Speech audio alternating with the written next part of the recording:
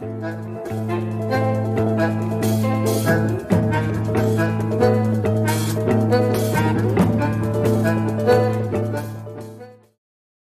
buenas tardes, soy Álvaro Villanueva Álvarez, estoy en esta maravillosa tarde, como son todas maravillosas. No todo es Lorca, aquí desde Radio Cigüeña. Hoy tenemos una invitada muy especial, amiga y profesora, antes que nada, Cristina Sanz.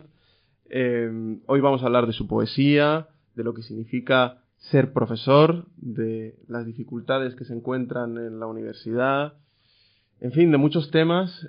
Darte las gracias porque además se ha desplazado hasta aquí solo por estar con nosotros, cosa que es difícil encontrar este compromiso a día de hoy, la verdad. Y nada más, y quiero darte las gracias por estar aquí. Nada, Álvaro, encantada. Muchas gracias a ti por invitarme y a Radio Cigüeña por acoger este espacio y por acoger un espacio de poesía que no es tan habitual en estos tiempos. Sí. Bueno, en lo que queríamos centrarnos, en primer lugar, era en tu libro de poesía, si puedes mostrarlo. Demens, un título con una carga emotiva fuerte, duro, es un poemario duro. Ahora vamos a pasar a comentarlo y también nos va a leer algunos de sus poemas. Se publica en 2023, Demens, gana el Premio Internacional de Poesía Antonio Gala. Ahora que han pasado 2 años, ¿cómo ves este poemario? Y bueno, ¿cómo han fluctuado los sentimientos desde que lo escribiste, ¿no? Pues bueno, efectivamente, como decías, Álvaro, es un poemario de un tema difícil, porque es la demencia que sufrió mi madre, que durante 4 o 5 años empezó a padecer un proceso degenerativo brutal, rapidísimo. Muchas veces en muchas entrevistas o reseñas pone Alzheimer. Bueno, no era Alzheimer, era demencia frontotemporal, pero bueno, es más o menos, es parecido. Y claro, hay una diferencia muy importante desde que yo empecé a escribir el libro, incluso desde que gané el premio y salió el libro, que es que mi madre falleció. Después, el libro salió, el premio lo gané en realidad en 2022, pero tardó 1 año en publicarse y unos meses más tarde mi madre falleció. Entonces, claro, este libro está escrito antes de que todo eso pasase y hay un poema que se llama Elegía Anticipada. Todo el libro de alguna manera es esa elegía anticipada. Es llorar por esa persona que ya no está, porque mi madre seguía viva, pero lo que quedaba no era ella.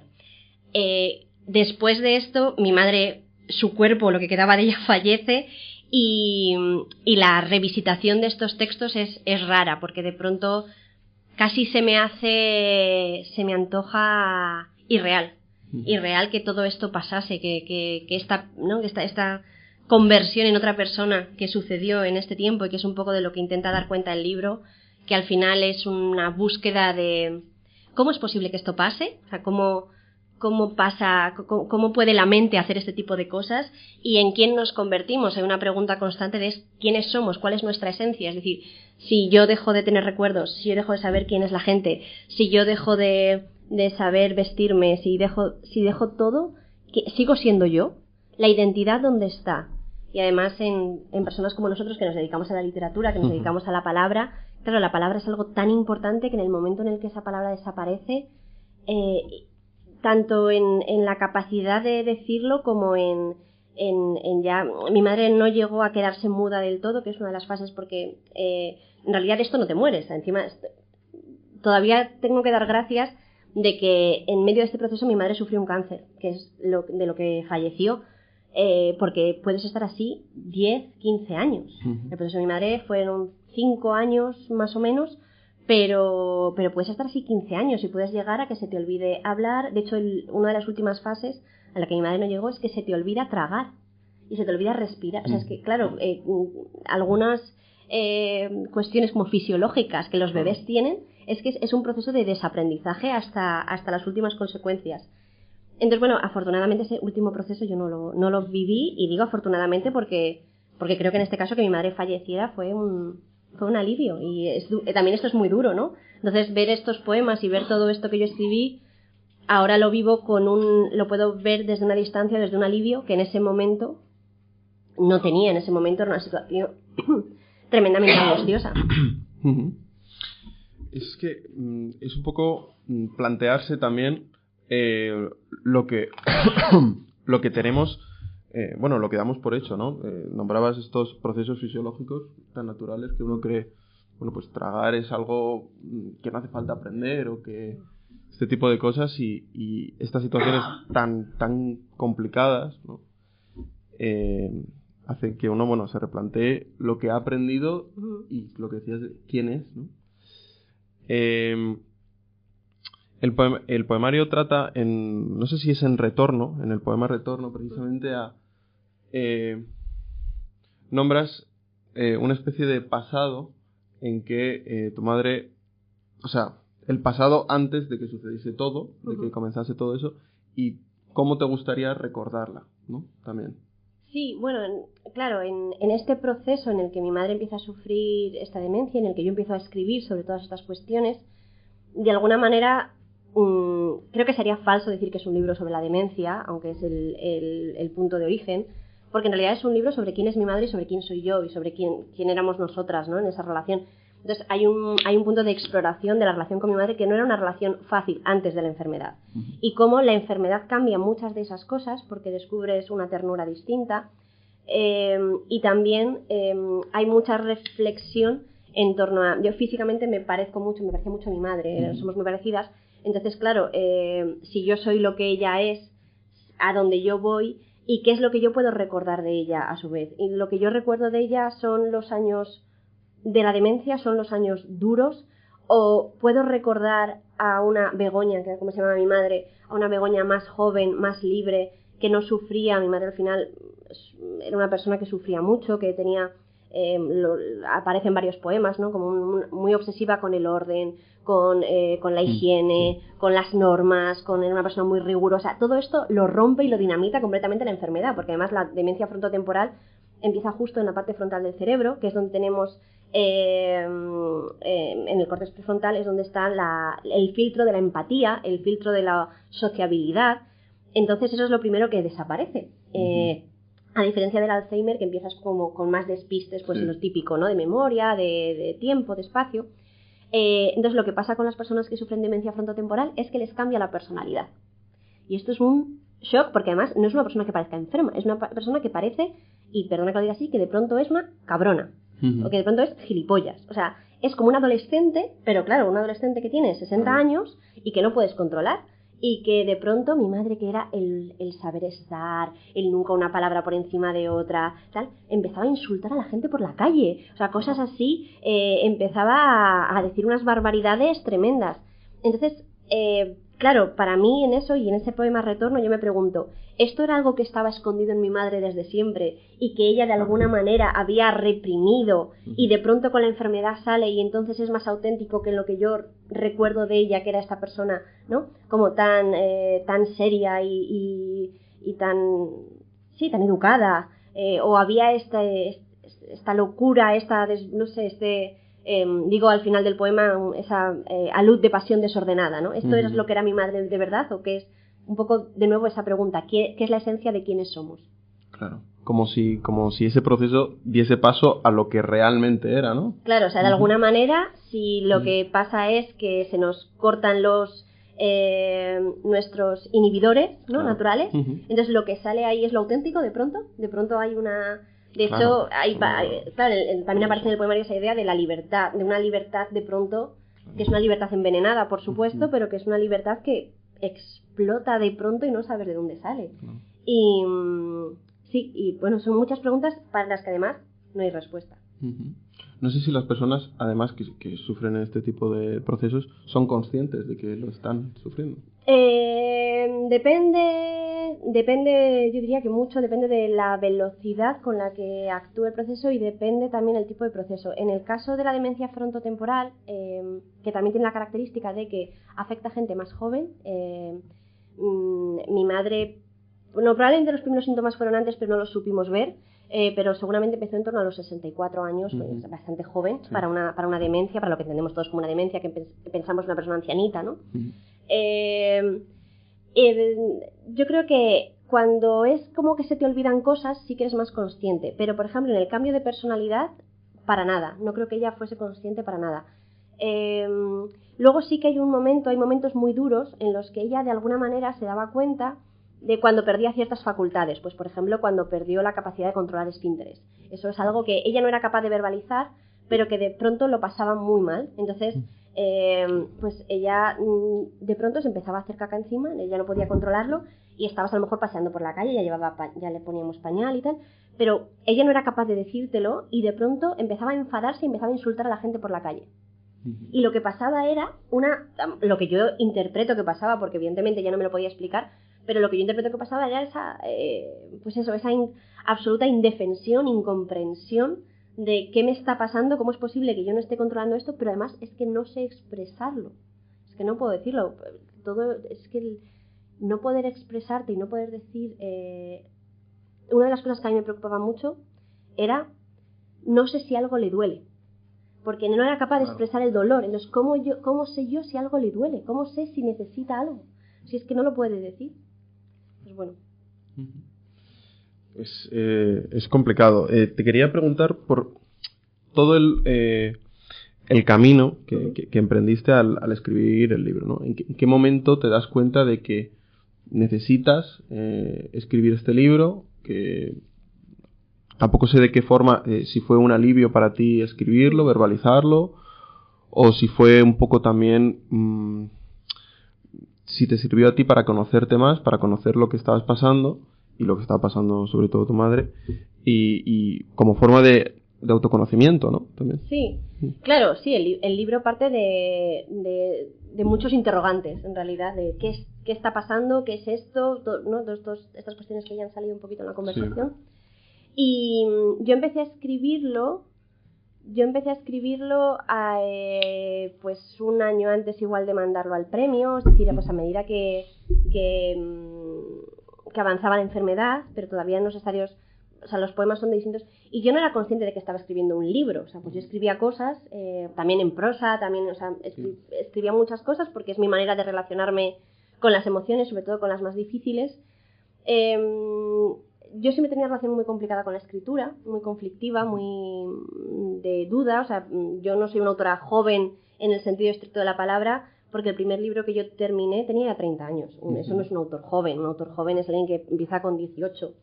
Y para mí yo siempre había tenido esta sensación de inseguridad, bueno, pues por muchas cuestiones, y escribía, pero era algo totalmente privado. Y bueno, creo que vamos a hablar de esto después, sí. Pero en mitad de la tesis doctoral sufrí un proceso depresivo. Y en este proceso depresivo fue la primera vez que, yendo a terapia para superarlo, pues hablando con mi psicóloga, empecé a hablar de lo que yo escribía. Esto es antes de lo de mi madre. Entonces, bueno, pues con mi psicóloga hice un trabajo que me ayudó muchísimo a empezar a ser capaz de escribir y de mostrar lo que escribía. Sobre todo, el problema era sobre todo compartirlo, digamos. Entonces hice un primer libro de poemas, lo terminé y no sé de qué manera rara decidí presentarlo al premio Adonais, solo a ese premio. Sí. Y quedó finalista. Entonces el libro quedó finalista, luego nunca se publicó, se quedó ahí, tal, no sé qué. Pero es verdad que si yo no hubiese tenido como ese empuje de casi como de terapéutico, no creo en la literatura como un manual de autoayuda, pero es verdad que tenía un empuje terapéutico todo aquello. Probablemente cuando pasó lo de mi madre yo no me habría sentido tan cómoda quizás haciendo esto. Y como yo tenía esa experiencia previa, hubo un momento en el que sí que me di cuenta que yo tenía ya mucho material, que había escrito bastantes cosas y que en realidad yo estaba contando una historia o estaba planteándome una pregunta. Y esto coincidió con que conseguí un contrato para irme a París, un contrato postdoctoral, Margarita Salas, y en cuanto llegué a París, esto fue a principios de 2022, yo tenía el libro más o menos y dije, ahora por fin tengo un espacio. Porque claro, todo ese tiempo yo había estado tan rodeada de la enfermedad de mi madre, que es verdad que yo escribía, pero eran todo como una bolsa ahí en la que iba echando detritus de mis emociones y de mis pensamientos, pero que no estaban procesados. Y cuando me fui a París, de pronto estaba lejos, entonces no podía cuidar a mi madre. Y el no poder hacer eso fue como el cuarto propio, ¿no? En términos de Virginia Woolf, o el espacio propio o el tiempo propio. Entonces yo de pronto tuve ese espacio y ese tiempo para ordenar todo esto. Y decidí, las primeras semanas de mi estancia en París, las dediqué a coger todo ese material, ordenarlo, ver que había un libro y decidí pues mandarlo a 2 o 3 premios. Y uno de los primeros premios al que lo mandé fue el premio de poesía Antonio Gala, que salió bien. Y se publicó. Entonces, bueno, el proceso es un poco ese, pero nunca con un... O sea, yo no tenía el objetivo de hacer un poemario sobre mi madre, ni sobre la demencia, ni sobre nada de eso. Fue algo que fue surgiendo y que es verdad que una vez que ya tenía muchas cosas y las fui ordenando, el libro tiene la estructura del libro se llama GDS. GDS es la escala para el deterioro global, que se marca del 1 al 7, ¿no? El 1 es el punto de deterioro mínimo y el 7 es el máximo, en el que ya te olvidas de tragar y de todo. Y entonces, bueno, como yo en este proceso me fui informando mucho sobre la enfermedad y eso, pues aparecen muchos términos médicos en el libro, aparecen muchas de estas cosas de estas. Entonces lo estructuré a partir de ese concepto del GDS y sí que es verdad que a partir de ahí algunos poemas los escribí ad hoc para el libro porque veía que había como que completar ciertas lagunas. Pero el 90% estaba escrito antes de que yo tuviese la idea de que estaba haciendo un libro. ¿Y desde hoy lo volverías a escribir? Y sobre todo, ¿crees que vas a continuar esa...? Porque supongo, claro, lo que es la construcción, la creación del poemario nace primero por el impulso del tema y por todo ese corpus, si se puede llamar así, de poesías, pero también porque tienes un espacio propio, como decías. ¿Crees que vas a volver a tenerlo? ¿Crees que vas a continuar con la poesía, con la creación, o no? ¿O fue ese punto, Creo que, bueno, la respuesta honesta es que, de hecho tengo un libro de poesía que ahora estoy moviendo por algunos premios, que a ver si hay suerte o no, no lo sé. No tiene nada que ver, no tiene absolutamente nada que ver con este poemario. No te lo voy a decir, no por nada, no, porque en los premios cuando lo presentas tienen que ser anónimos, entonces simplemente, bueno, por una cuestión de pudor, ¿no? Pero es un poemario muy distinto que tiene la motivación, es el caso de las violaciones a Madame Pellicot el año pasado. Bueno, el año pasado fue cuando se realizó el juicio, que yo estuve siguiendo muy de cerca, que de nuevo me suscitó muchas dudas sobre el ser humano y sobre la capacidad de la maldad, y bueno, pues de ahí surgió un libro que he presentado algunos premios y que estoy esperando, y si no, pues ya veremos qué pasa con él. Seguiré escribiendo, en realidad yo siempre he escrito, o sea, escribir siempre ha sido una pulsión para mí, entonces no creo que deje de escribir nunca. Ahora, ¿volveré a publicar o volveré a...? Pues es que no lo sé. El primer poemario ese que yo presenté al premio Adonais es podría intentar publicarlo ahora, pero para mí ya es un libro de hace 5 o 6 años que ya se ha quedado como... Ya no me siento vinculada con él. Entonces voy a seguir pues moviéndolo, intentándolo, pues igual sí. Hay algún poema de ese libro que me gusta, pero hay muchos poemas de ese libro que pues ya no me dicen nada, o no responden a quién soy yo, o no responden a mis inquietudes actuales. Entonces creo que seguiré escribiendo, pero también siempre... para mí la escritura no es un ejercicio consciente, es decir, no es voy a plantearme, me planteo hacer hay mucha gente en el mundo de la poesía, sobre todo pues, en poetas jóvenes que quieren labrarse una carrera en ello, que se lo plantean. Bueno, voy a escribir 5 poemarios, este va a ser de este tema, este va a ser de este tema, este lo voy a presentar a este premio, este lo voy a presentar a este otro y este va a ser tal. Y lo hacen desde una perspectiva muy estratégica, que yo admiro en lo que tienen porque yo sería incapaz. Yo escribo cuando puedo, de lo que puedo. Y de hecho cuando murió mi madre empecé una serie de poemas y pensaba que eso probablemente acabaría en un poemario que en teoría en mi cabeza se iba a llamar Ars Moriendi, siguiendo un poco con por seguir con el leitmotiv del título en latín, aunque luego el libro no es nada, o no es especialmente culturalista, diría yo, pero bueno, como que me hacía gracia esta referencia, es una reflexión en torno a la muerte al fin y al cabo.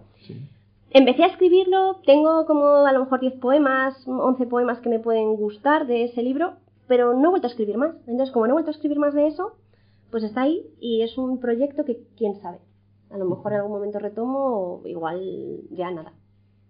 Es un poco más natural, creo, tu visión de la poesía, ¿no? Es un poco, primero, tener una pregunta, una pulsión, que es lo que dices, y a partir de eso construir, pero con sentimientos verdaderos. Quiero decir, no con esto quiero decir que los poetas que se proponen, como tú dices, escribir un poemario sean sentimientos falsos, o sea, tengan sentimientos falsos, sino que, digamos, tienes ese tiempo para meditar, para plantearte lo que sucede a tu alrededor, como me comentabas con estos casos de violaciones, y a partir... Es decir, no ir corriendo para publicarlo, sino que... O sea, no podría. Entiendo que a otra gente le funcione. En mi caso yo no podría. Y sé que he perdido como un periodo de tiempo muy, muy valioso si yo quisiese haber tenido una carrera poética. Porque ya te digo, ser un joven poeta es algo que es importante si quieres dedicarte a la poesía. En el sentido de que casi todos los premios importantes tienen un límite de edad de 35 años. Que yo cumplí el año pasado. Entonces ya hay todo un ámbito al que yo ya no me puedo presentar, al que yo ya he tenido que renunciar, pero tampoco podría haberlo forzado de otra manera. Entonces pues simplemente sí, cuando algo... Yo creo que muchas veces, y creo que eso es un problema, no me quiero meter en un berenjenal, pero un problema de la joven poesía, de la poesía actual, es que hay muchísima gente que quiere ser poeta, pero que no tienen absolutamente nada que decir. O sea, es que son libros completamente vacíos de experiencia, no tienen nada que aportar, no tienen, pues eso, una pregunta o una pulsión o una motivación. Entonces, a mí todo eso que son meros casi ejercicios de estilo pues me acaban aburriendo, no me interesan mucho, y desde luego no es el tipo de poesía que yo practico, y que no creo que sea el tipo de poesía que yo pueda practicar nunca. Bueno, Cristina, creo que sería genial que ahora, continuando con este diálogo, ¿no? Leyeses algún poema que de verdad haya significado para ti todo este... No quiero volver a decir proceso, pero sí todo este tiempo, o todo ese tiempo del que hemos estado hablando, de todos los cambios y de todos los planteamientos pues, sobre la esencia, sobre uno mismo que te producen. Pues leo, si te parece, el poema con el que se abre el poemario, que de alguna manera condensa, es como una presentación del libro, y que tiene un título que es afasia, agnosia, apraxia, que son estas palabras tan raras que tienen que ver con parte de esos procesos. Afasia es cuando pierdes la capacidad de la palabra, agnosia la capacidad de conocer, y la apraxia es la capacidad, digamos, de saber cada objeto para qué sirve, más o menos. Bueno, simplemente son palabrejas de estas que la gente no tiene por qué conocer, así que ya que estamos aquí pues lo explico. Y dice así: pronto llegará la amnesia, y entonces no podrás confundirte al rascar mis pies, equivocarte con mi nombre, regalarme toallas o servilletas usadas de papel. Después otro día, tus músculos ya pétreos, no lograrás llamar calor al frío, comer gel de ducha o nevar el café con copos de sal. En ese cercano entonces no sabrás quién soy. No recordarás que me llevaste en tu vientre, que tus pechos calmaron mi llanto y colmaron mi sed. Y yo no sabré si en la oquedad del caparazón que aún te sobreviva resonará algún eco de mis inútiles palabras de amor. Es precioso. Bueno, muchas gracias. De todos modos, sí que me gustaría puntualizar que a pesar de que el libro trata un tema que es duro, que es trágico, en ningún momento mi objetivo, y espero haberlo conseguido, es hacer un libro lacrimógeno, melancólico. De alguna manera también permito que o quise permitir que la ironía, que entrase en él, porque hay también muchos momentos divertidos, divertidos, eso, ¿no? Es lo que sorprende también. Para mí, o sea, y también es un descubrimiento, ¿no? Este proceso de ¿cómo ha pasado esto? Pues no lo sé, pero claro, de pronto un día pues le había comprado una crema hidratante y tenía como una tapita así, entonces de estas como de papel albal, ¿no? La abrió y se quedó así mirándola y de pronto la chupó, la tapa de crema, pensándose que era la tapa de un yogur. Y son cosas de estas y además como que le grité y ella se quedó así, ¿qué pasa? ¿No? Como que ella no entendía qué estaba pasando, pero ni siquiera se dio cuenta de que sabía crema y que no sabía yogur. Y claro, son cosas fascinantes. O de pronto un día sale vestida y se ha puesto un pantalón en la cabeza. Claro, o se ha pintado las cejas con pintalabios rojo. O, claro, era una serie de cosas que, pues es que te acabas muriendo de la risa. Y si no te mueres de la risa, lloras. Entonces, pues te mueres de la risa. Y de alguna manera yo también he intentado en este libro o en estos textos plantearme eso, ¿no? ¿Cómo es posible que incluso dentro de lo más triste y del dolor más grande quepa la risa y quepa la ironía y quepa, pues eso, las frases...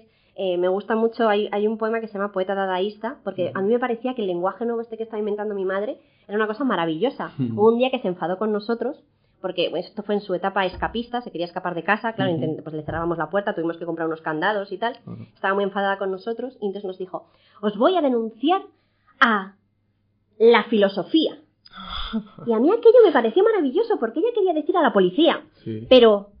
no es una instancia muy superior la filosofía a la policía. Entonces, a mí este tipo de cosas, claro, pues dentro de lo dramático que era todo, pues me moría de la risa y de alguna manera creo o espero que el libro haya sido capaz de recoger también esa visión de la enfermedad, que no es todo llanto o que esconde ambas cosas, ¿no? Que dentro creo que también tiene mucho que ver, que hay muchos poemas en el libro que abordan esa cuestión de el dolor dentro de... o sea, la alegría dentro del dolor y la belleza dentro de la enfermedad. Sí. Hay otro poema que se llama... bueno, que igual si quieres lo leo. Se llama TAC de cerebro con atrofia frontal. Y es un... bueno, del que luego hice una ilustración que fue parte de... que fue parte de del primer cartel que hicimos para la presentación del libro. Y este poema surge de ponerme pues en el proceso de investigación a mirar tags de cerebros con atrofia. Entonces, un tag de un cerebro normal es un tag pues en el que el cerebro no es como una especie de nuez gris, más o menos. Es la imagen que tenemos todos. Sin embargo, los cerebros con atrofia son preciosos porque empiezan a salirles como unas sinuosidades, empiezan como a curvarse, empiezan a salirles como unas curvas así. Y yo estaba mirando todas aquellas imágenes de la enfermedad, que era la representación de la enfermedad, y no paraba de decirme, pero es mucho más bonito este cerebro enfermo que el cerebro sano. Entonces, de esa también paradoja que me encontré, y incluso de la culpa por percibir esa belleza en la enfermedad, pues surge este poema que dice así. Mírate, qué fotogénico has salido, luciendo sinuosas curvas de modelo, me admiran. Tus intrincados rizos modernistas, simétrico encuadre, un lienzo para Alphonse, recovecos donde Gustave haría dormir, sobre un manto de flores, bañada en oro a una ninfa. O quizás es eso, hogar de nereidas, laberinto de marfiladas suculentas, arrecife de coral, exuberantes anémonas. Que no te engañe la belleza, cuidadito con los peces que alimentas. Qué curiosidad esta, la de encontrar belleza en algo que precisamente no... Bueno, la escritura es eso, al fin y al cabo escribes estos poemas y de alguna manera estás creando belleza o tienes un objetivo estético en ello. Entonces, claro, todo esto de la reflexión sobre la vida y sobre la enfermedad, de alguna manera, para los que tenemos estas pulsiones creativas, ¿no? Artísticas, literarias, pues es que están relacionadas de una manera inseparable. En el poemario también mezclas lo oculto o las referencias, por ejemplo, en este último poema se pueden ver, con un lenguaje más coloquial, más que también pues va en la dirección de juntar la tristeza y la alegría, la belleza y lo cotidiano, que es muchas veces desagradable o que... Entonces es una mezcla continua pero muy real, ¿no? Que es un poco lo que es la vida y lo que es la enfermedad, ¿no? Con momentos, los que tú decías, esta tapa que parece de yogur, pero me parece muy bonita la expresión esa de voy a denunciaros a la filosofía. Me ha encantado. Es que es estupenda, no Sí. la tenía. O sea, tengo, lo denominé begoñismos y tengo como todo un blog de notas de begoñismos que yo iba apuntando. Según mi madre iba diciendo cosas, yo las iba apuntando porque eran expresiones que me encantaban y de ahí, de hecho, pues hay un poema que de hecho termina haciendo con un intertexto de Gil de Viedma que dice: tú que nunca quisiste ser poeta, te has hecho poema, ¿no? Que es lo contrario que lo que decía Gil de Viedma. Dice: yo creía que quería ser poeta, pero en realidad lo que quería era ser poema. Dice en una de esas butad un poco que decía él a veces, pero que tan expresiva es. Pues yo de pronto, de pronto mi madre se ha convertido en una poeta, pero ella no sabe que es poeta, así que yo la he convertido en poema. Entonces, bueno, todas estas reflexiones, claro, y de alguna manera hay una culpa en eso, porque, o sea, tú estás viendo que tu madre está deshaciéndose, deconstruyéndose, desapareciendo, que se está muriendo, aunque no sea físicamente quizás, pero de alguna manera sí, porque es un duelo que llevas, y a la vez estás pensando en todas estas cosas. Estás pensando en Gil de Viedma, estás pensando en Antonio Machado, estás pensando en todas estas cuestiones, en la belleza, en el modernismo, y dices, pero vamos a ver, o sea, cualquiera que me oiga va a pensar que no me importa la enfermedad de mi madre, ¿no? Que yo estoy aquí pensando en otras, pero es que lo otro sería falso, lo otro sería, no respondería a la realidad de cómo suceden estas cosas. Y a ello responde también el último poema del libro, que tiene que ver con una situación muy específica, que es que yo me enamoré a la vez que sucedía esto.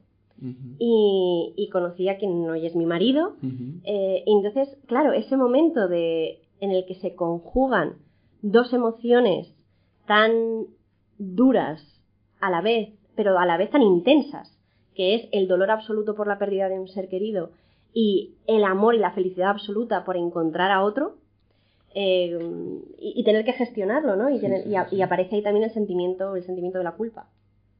Sí. Bueno, lo que decías de la literatura es un poco el significado, es hacer vivir la literatura, ¿no? Es incluirla dentro de nuestras vidas y darle un significado, ¿no? Sí, por eso para mí siempre la literatura que a mí me gusta, como lectora, siempre es una literatura que tiene que ver con la vida. Y por eso decía eso mismo, a mí los autores intelectualizados o que usan el lenguaje, que disfrutan del lenguaje, que juegan con él, que no es algo que yo desprecie para nada, pero es verdad que no es lo que a mí como lectora luego me apetece, no son los libros que luego me quedo con ellos, no son los que luego me acompañan a lo largo de mi vida, son libros que en un momento puedo disfrutar o puedo apreciar, pero no son luego aquellos a los que voy a acudir 10 años después, no son esos versos de los que me voy a acordar, porque creo que la literatura no tiene ningún sentido separada de la vida y de la experiencia humana. Entonces, para mí, esos son los textos que siempre he apreciado y he valorado como lectora, y supongo que por eso son los que soy capaz de escribir. Aunque decir estas cosas siempre uno luego cambia de opiniones, escribe otra cosa distinta y queda fatal, pero bueno, de momento sí. Más que Cirlot, Gloria Fuertes, por ejemplo. Por ejemplo. Y no obstante, aparece un epígrafe de Cirlot en este libro. ¿Ah, sí? Sí, aparece un epígrafe de Cirlot en uno de los poemas que se llama, creo que es el que se llama Agnosia. Que unos versitos de Cirlot que dice: no toco, no conozco, solo adoro y desoladamente amo. Claro, esta idea de no tocar, no conocer, pero aún así amar, Cirlot tiene unas imágenes absolutamente evocadoras y maravillosas. Pero es verdad que Cirlot no es un poeta mío de cabecera, como sí lo puede ser Ángel González, de quien también aparece aquí algún verso, o Gil de Viedma, o César Vallejo, que son unos poetas que van mucho más en esa línea. Creo que sería el momento, después creo que estaría bien terminar el programa con la lectura de ese poema que se llama Esquela, que son los últimos 4 versos, pero de pasar a otro de los aspectos que rodean tu vida, que también es, además de la creación, del sentimiento, de la literatura, de vivirla, ¿no? pues la investigación, el profesorado, la universidad. Que rodean mi vida, yo diría que son, desgraciadamente, el absoluto centro de mi vida. Sí. Porque ojalá el centro de la vida fuera la poesía. Ojalá lo fuera. Bueno, no sé si ojalá a lo mejor acababa harta también, pero no, a mí me gusta mucho. Bueno, efectivamente yo soy profesora ayudante doctora en la Universidad Complutense y a mí me encanta ser profesora, me lo paso muy bien. Tú has sido alumno mío, no sé si eso se nota, pero yo me lo paso muy bien dando clase, me gusta muchísimo. Hoy en día, pues eso significa que si quieres hacer carrera en la universidad y ser profesor en la universidad, es un camino bastante duro, muy precario, extremadamente precario. Creo que la gente no es consciente de hasta qué punto es una carrera precaria y llena de sinsabores, además llena de muchísima competitividad. O sea, todo lo que podemos imaginarnos de la profesión, que es tan bonito, ¿no? Pues he descubierto un manuscrito de no sé qué, pues voy a leerme un libro de no sé, pues voy a hacer una eso es lo mínimo, o sea, esa es la mínima parte. La parte más gruesa, por no hablar ya de la burocracia, pero es los requisitos que tenemos que cumplir constantemente y el nivel de exigencia constante que hay en este mundillo en el que además todo el mundo, el problema es que todo el mundo es muy bueno. O sea, el problema es que a partir de cierto nivel la gente que queda, porque se pierde mucha gente por el camino, son todos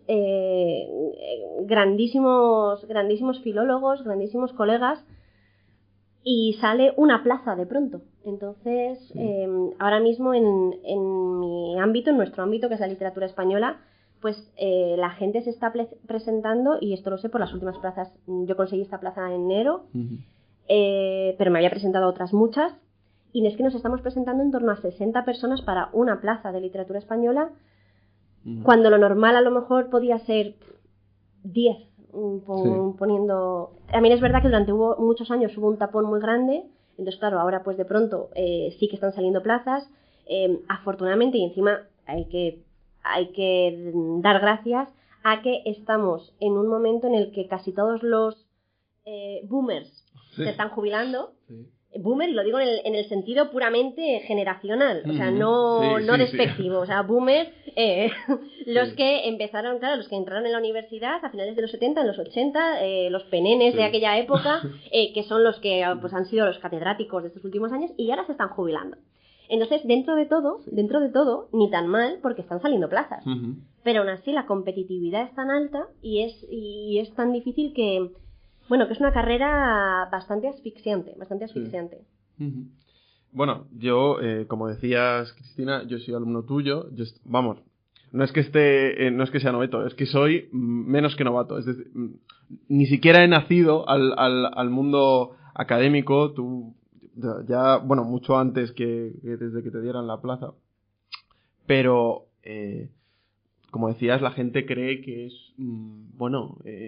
encontrar el arca de la alianza en cuanto te pones un par de horitas y vas a dar una ponencia en Salamanca o en o en Harvard, que luego vamos a comentar también sobre la Universidad de Harvard, o en una universidad de prestigio, y que bueno, y vas a ser de repente admirado por todo el mundo académico, cuando en realidad es lo que decías, papeles, echar instancias, echar becas, porque, sinceramente, de algo hay que comer y de algo hay que vivir. Pelearte y tenerlo muy claro. Yo, a todos los alumnos que queréis hacer doctorado, que queréis hacer carrera académica, mi primera pregunta siempre es: ¿pero tú estás seguro de esto? O sea, ¿tú verdaderamente quieres esto? Porque esto es una carrera de fondo que desgasta muchísimo. No recuerdo exactamente la cifra, pero creo que la tasa de depresiones en la etapa doctoral es como del entorno, o sea, creo que es el 80% de los doctorandos en algún momento han tenido algún episodio depresivo, lo cual dice bastante poco de nuestra profesión. O sea, si el 80% tienen en algún momento una depresión, algo no estamos haciendo bien. Y es una carrera que tienes que tener súper pensada desde el principio, porque ahora mismo el que quiere empezar a iniciar su carrera como investigador, que quiere empezar una tesis, tiene que conseguir un contrato FPU, FPI o similares. Para eso tiene que tener un currículum ya muy notable, y estamos hablando de gente que todavía no ha terminado el máster, del que sea, de investigación, el que sea. Es gente que tiene que tener una nota media altísima, porque si no, no has podido tener becas de excelencia, becas de colaboración, que son lo que suma puntos para poder conseguir. Es decir, si tu carrera no está enfocada desde el principio a esto, de pronto, si con 25 años, que tampoco es raro, descubres que te quieres dedicar a esto, pues a lo mejor ya has perdido el tren. Y esto, Sí. esto es muy duro. Entonces, bueno, sí, muy competitivo y desde el principio muy enfocado. Muy enfocado.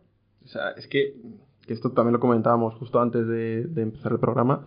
No es un horario fijo, no es un de 8 a, no sé, a 4, serían 8 horas más o menos. Sí. Sino que es todo el día, tienes que ser una persona sin ningún problema familiar, sin ningún problema amoroso, voy a decir, o Sí. de ningún en tus relaciones. Tienes que, digamos que se te exige como si siempre estuvieses en tu mejor momento y que tuvieses todas las horas del día y todas las horas de la semana dedicadas solo a investigar y pues evidentemente no siempre puede ser así, ¿no? Porque Y a la publicar, vida... o sea, sí, o sea, claro. y los resultados que son además cuantitativos, es decir, tienes que tener tantas publicaciones en tantas revistas, tienes que tener tantas horas de docencia en tal.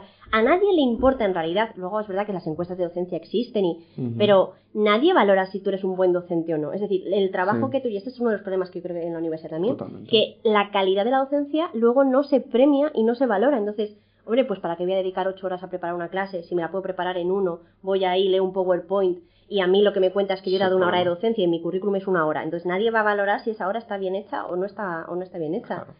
Y los profesores que tenemos esa vocación docente muy marcada, muchas veces nos autoboicoteamos, porque el tiempo que estamos dedicando a preparar esas clases es tiempo que no estamos preparando en un congreso, en una publicación, en lo que sea que puedes hacer, que es lo que luego te va a dar puntos de verdad para conseguir un puesto de trabajo. Sí. Entonces... Es un poco dejar la educación a manos de el ratito que puedan sacar los investigadores a prepararse una clase o al PowerPoint que tienen, porque hay profesores que tienen el mismo PowerPoint desde hace 10 años. Uy, 10. Y encima, como ahora tenemos lo de Walla y todas estas cosas, pues te pillan y ya te han cogido, ya saben lo que vas a preguntar, lo que no. Total, no hace falta ir a tus clases. Y este es el problema, ¿no? Que los profesores tienen que reinventarse, tanto en la forma de educar como de evaluarse, ¿no? Esto también lo comentábamos. La inteligencia artificial, ChatGPT, todas estas cosas suponen un reto por a ver cómo vas a evaluar, que sea un trabajo que requiera una metodología distinta. Claro. La inteligencia artificial ahora mismo nos va a obligar a replantearnos lo que es enseñar, cómo enseñamos y sobre todo lo que es evaluar y cómo evaluamos. Creo que sorprendentemente, después de haber ido en un modelo en el que cada vez el examen contaba menos y contaban más los trabajos, porque era el modelo de evaluación continua, el modelo de Bolonia, ahora el camino va a ser a la inversa y vamos a tener que volver a ir a los exámenes, porque es la manera, o a los exámenes incluso orales, porque es la única manera de saber que la persona es capaz de dar cuenta de sus conocimientos. No lo sé, a lo mejor me estoy colando, pero tengo la sensación de que va a ser un camino hacia atrás. Igual que durante mucho tiempo el arte digital tenía mucho sentido, ahora que lo puede hacer la inteligencia artificial, probablemente las disciplinas más materiales en un sentido literal, pues vayan a tener otra vez un peso mucho mayor, porque se va a volver a valorar lo que no puede hacer la inteligencia artificial, esa artesanía, que es donde la inteligencia artificial no puede operar. Con la literatura puede pasar lo mismo. Con la literatura, bueno, ya en muchísimos premios literarios y en muchísimas editoriales, uno de las cláusulas ya es: no se aceptan textos escritos con inteligencia artificial. Como es lógico. Por otro lado, es dificilísimo de... Claro, ¿de qué forma sabes ¿De qué forma sabes tú que no está hecho eso con inteligencia artificial? En la poesía. Sí. Yo he hecho pruebas con ChatGPT, le he preguntado, no sabe versificar bien, ahí no, eso no. Pero bueno, como hoy en día la mayoría de la poesía es en verso libre, pues tampoco eso es un problema. Y tú le dices, oye, pues le das una serie de poemas, incluso poemas que has escrito tú mismo. Y dices, hazme sobre mi estilo con este tema. O hazme, claro, en esto, para los premios literarios, por ejemplo, se abre una etapa problemática. No sé qué va a pasar ni cómo se va a solucionar, pero empieza, y esto, yo soy prejurada de algún premio de poesía y ya lo estamos viendo. Ya se está viendo, porque no hay manera de saberlo además. Y lo que es en el ámbito docente, ya dejando un poco la investigación, ¿cuáles crees que han sido los cambios que hasta hoy ya se han llevado a cabo en la docencia universitaria? ¿Y qué diferencias hay, por ejemplo, con los que uno se encuentra, con los que un profesor se puede llegar a encontrar en secundaria, bueno, principalmente secundaria? Bueno, es muy distinto en muchos sentidos. Los profesores universitarios, y ahí sí que tengo que decir que con toda mi admiración hacia los profesores de secundaria, porque creo que su trabajo es mucho más duro que el nuestro. Entre otras cosas, nosotros no tenemos que educar personas. Las personas ya nos llegan educadas en teoría, pero en cualquier caso no es nuestro objetivo. Y nosotros podemos dedicarnos a abordar los contenidos que nos apasionan, ¿no? Frente a la educación secundaria, que es un trabajo que muy duro, muy sacrificado, en el que además te involucras mucho más a nivel personal con los alumnos, en el que los chicos tienen pues problemas de verdad, problemas duros. Muchas veces el profesor es casi un mediador, un medio psicólogo, es la primera persona que sabe esos problemas. Entonces tu trabajo no es tanto dar clase como abordar todas esas cuestiones que son mucho más importantes, Entonces, y es una profesión nada valorada socialmente, no digo económicamente, pero socialmente, económicamente tampoco mucho, pero bueno, pero sobre todo socialmente es una pena, porque creo que el trabajo que hacen es absolutamente imprescindible y es mucho más importante que lo que hacemos nosotros en la universidad. O sea, a mí esta retórica de los profesores universitarios de como grandes personas de la intelectualidad, que además están salvando el arte, la literatura y el pensamiento, bueno, no, mira, perdona, los que hacen un trabajo fundamental son los que están dando el callo en secundaria. Más bien la universidad enseña, ¿no? Y bueno, enseña, es un término un poco amplio, pero y la secundaria y niveles se dedican a educar, ¿no? Como tú decías, valores, problemas familiares que muchos estudiantes tienen. No sé, es que claro, los adolescentes es una época difícil también. Es difícil, y yo sí que he notado, creo, bueno, tú eres más joven que yo y seguramente tendrás una visión más cercana, pero yo sí que he notado que a la universidad cada vez llegan menos maduros los alumnos de primero. Totalmente. Los alumnos de primero, de pronto, muchas veces te quedas con preguntas diciendo, wow, ¿cómo has llegado tú aquí? Sí. Los alumnos de primera hora de carrera o de grado parecen pues de primero de bachillerato. Sí. En cuanto a su desarrollo no cognitivo, evidentemente. No, sí, totalmente madurativo. Sí. Yo creo, o sea, no sé si esto es porque me voy haciendo mayor y entonces cuanto más mayor me hago, más diferencia tengo con las nuevas generaciones, pero tengo la sensación de que las nuevas generaciones sí que son más blanditas, llegan como que les han cuidado más quizás o les han sobreprotegido más y entonces de pronto llegan a la universidad y no son autosuficientes en mucho sentido.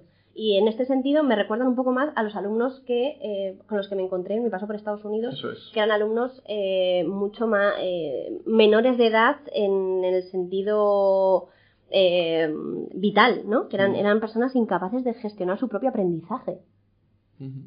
Sí. Bueno, yo cuando estuve, esto ya lo hemos comentado en el programa, cuando estuve también en Inglaterra, en Bristol, me sucedía exactamente lo mismo. Es decir, en España tenemos mucho de lo que quejarnos, pero también algo de lo que estar orgullosos en ese sentido. Totalmente. Porque es verdad que la universidad española es compleja y yo creo que los alumnos que llegan aquí de Erasmus tienen bastante problema, sobre todo en grados y en carreras como las nuestras, que se creen que es para aprender español muchas veces, ¿no? Y lo pasan mal. Y no es así. Y lo pasan mal. Sí. Y es que allí el nivel, o sea, la universidad española tiene muchísimas cosas que mejorar, muchísimas, infinitas.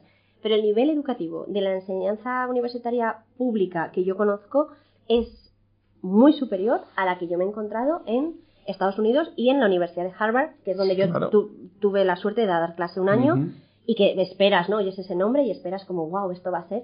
Y bueno, tiene muchos medios materiales, tiene muchos medios económicos, tiene alumnos dedicados, pero el nivel que tienen esos alumnos es muy bajo y además tienen una relación clientelar con la universidad, que también es un poco hacia donde vamos aquí en España, espero que no, pero mucho me temo que sí, en el que como ellos han pagado una barbaridad de dinero por estar ahí, pues la misión del profesor es que ellos saquen un 9, no es su misión personal que ellos saquen un 9, es la misión del profesor que tú consigas que ellos saquen un 9. Es que la nota media en Harvard es un 9. O sea, es que esto es muy fuerte decirlo. O sea, en Harvard y en general en la Ivy League, en las universidades más top de Estados Unidos. Claro, pues es que si la nota media es un 9, la calidad de la educación. Claro, pero también es un poco cómo quiere venderse Harvard, ¿no? Cómo quiere venderse la universidad. No sé, en ese aspecto, en España creo que también cada vez somos un poco más laxos en cuanto a las notas. Sí, probablemente sí. Quizás. veo que también porque cada vez competimos más con las universidades privadas en España. Cierto, también el auge de las universidades problema, privadas, que ahora también es una de las cosas que ha salido esta semana. Se ha estado hablando de la normativa para poder crear nuevas universidades privadas. Claro, las universidades privadas, ahí sí que con las notas hay... Bueno, en fin, yo no voy a... No me voy a meter en... Pero... Hay un catequismo... No, pues sí, y se sabe, o sea, además es que se sabe. Entonces, claro, pues la universidad pública, como que si quiere estar un poco ahí, pues también baja la exigencia. Lo cual, bueno, pues terrible. Sí. Terrible. Pues nada, o sea, nosotros podríamos estar aquí toda la tarde comentando aspectos universitarios. Como ven, pues hay muchas cosas que mejorar, hay otras por las que estar orgulloso, pero siempre, oye, hay que tender a la utopía, ¿no? Las utopías sirven para emprender un camino. Yo siempre lo he creído así. Y ver en lo que se puede mejorar, tener mucho cuidado con las universidades privadas en España, que está siendo un problema, y apoyar de verdad y no estrangular a los investigadores y a los profesores universitarios. Para lo cual, permíteme la cuña, también hace falta que la financiación pública por parte de los gobiernos regionales y estatales sea suficiente, porque la Universidad Complutense, como precisamente, sabes, ahora mismo está en una situación en la que no podemos hacer fotocopias porque no tenemos dinero. Sí.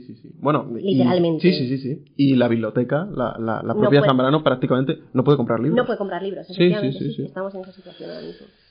Entonces, si queremos buena universidad pública, hay que meter mucho dinero, que es lo que se necesita, y luego ya regular un poquito todo para que se pueda vivir de la universidad y para que los alumnos salgan con un nivel considerable, que creo que eso sí que está un poquito mejor.